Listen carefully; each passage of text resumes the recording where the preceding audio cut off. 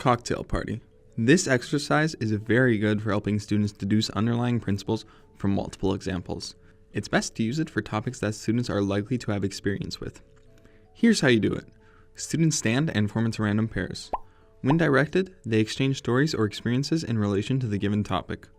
On a signal from the teacher, the students walk around the room, forming into new pairs and exchanging the stories again.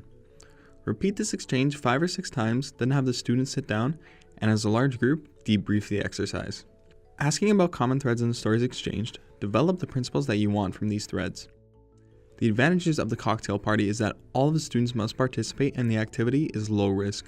Students experience the constructivist nature of knowledge and can find the answer themselves. Possible disadvantages are that the students may not have had personal experience with the topic, in which case, give them permission to listen to the experiences of others and paraphrase what they have heard in each exchange. So, to have a successful cocktail party, you will form students into random pairs, you'll give them a topic to discuss, you'll rotate partners multiple times, and you'll debrief and discuss common threads and principles derived. We hope you have fun hosting your very own cocktail party.